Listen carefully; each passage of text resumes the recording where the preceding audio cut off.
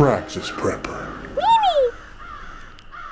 Hey everybody, this is Praxis. The past several days have seen a number of mass shootings occurring across the United States, to the point where Donald Trump himself just recently said that perhaps something more needs to be done to stem this tide of violence. And those words, perhaps something more needs to be done, has gotten a lot of conservatives concerned about the idea of whether or not Donald Trump might be coming around to the idea of gun control legislation. As I see him, Donald Trump is a bit of a political chameleon. He'll change his point of view depending on where the political wind is blowing and where it might serve him best politically. I know that that's offensive to some people, but that's the way that I see him, and that I found, watching him through his presidency here, has been the most predictive way of, seeing where he's going to be going on things, is, what is going to be the most politically advantageous. And he does seem like he changes his perspective based on what is the most, effective way of taking a stance on an issue. So I would suggest that that is a possibility, that he might be considering gun control legislation. Are you someone that supports the idea of being able to keep firearms for the protection of yourself and the protection of your family? If you are, you're like me. These two safes back here, these large, they're out of focus, but two large black safes, those are full of firearms. I'm someone that keeps firearms. I believe in the right of people to keep and hold firearms. It's in our Constitution. No, it's not in our Constitution. It's in our Bill of Rights for a reason. I think that that's an important reason. I think it is oftentimes overblown by people. I think it is oftentimes overly fixated. It's certainly overly fixated upon by people.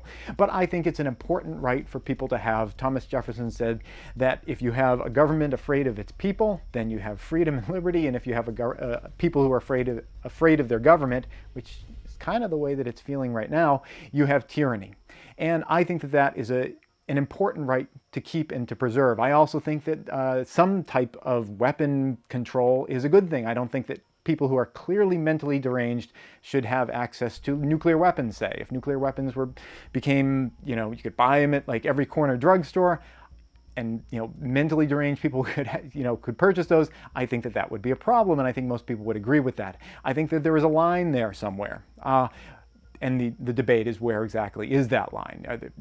Should the mentally deranged person be allowed to have a nuclear weapon, or should nobody be allowed to have any weapons except for the government? I think most people would agree that the line's somewhere in the middle there. I would agree with that. So on this particular issue of, is Donald Trump changing his tune? Are we going to see some gun control legislation coming through that he might be supporting that might curtail some of our rights? Is that something that concerns you? And if it does, you're kind of like me in that way, but also I don't think that we should be fixating upon that. I think that so frequently people criticize other people's attempt to solve a problem while really doing nothing to try to solve it on their own. And I know that this is a large problem. It's not something that you or I or any one of us can solve completely on our own. But I think that you and I and everyone else, well, not everyone else, but most people, including Donald Trump, contribute to this problem in so many ways in our lives. One of my favorite channels is Beau of the Fifth Column, and he has a great little bit that he's talked about the responsibility of firearms owners, and how you oftentimes see people posing with their rifles and shots and things like that. And they talk about, people are offended by this, but I have a right to hold this rifle, and and a rifle is just a tool like any other. But Beau of the Fifth Column comments that you never see people standing around with their screwdriver or their hammer, posing with their hammer. And clearly there's a difference. When someone stands there with a firearm, they are trying to convey something, and that, you and I know what it is. It's manliness, it's strength. Those are appealing things, to people who want to be manly or people who want to be strong.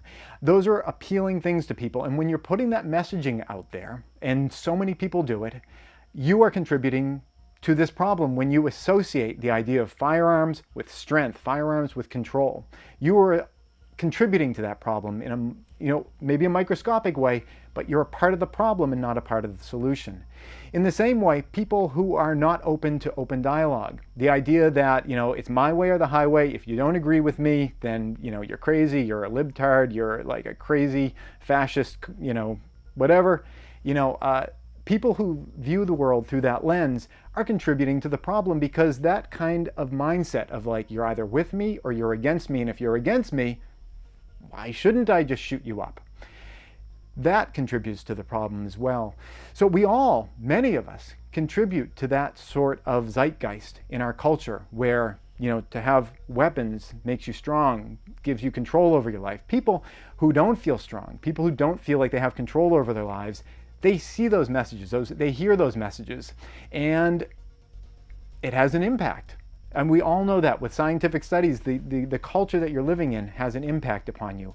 When people, especially kids, get hit up with the idea of like, it's, you're either with me or you're against me. Like, I disagree with this person is an idiot because I disagree with them. Those are all ways that we are helping to contribute to create a society of people that are ready to fight with each other with weapons. People talk about video games being a part of the problem, and I don't really know. There are plenty of people that play video games and they don't turn into, psychotic killers. And, maybe there are some who do.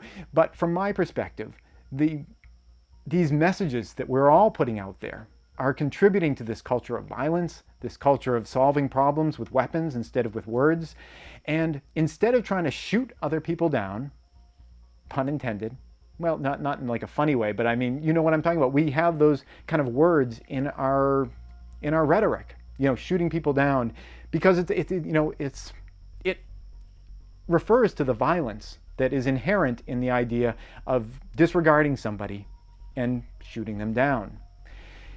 If you are contributing to that, you're contributing to this problem, you're contributing to this environment in which we're all living, and it's great. No, it's not great. It's great if you want to just shoot other people down for their potential solutions to the problem by controlling guns.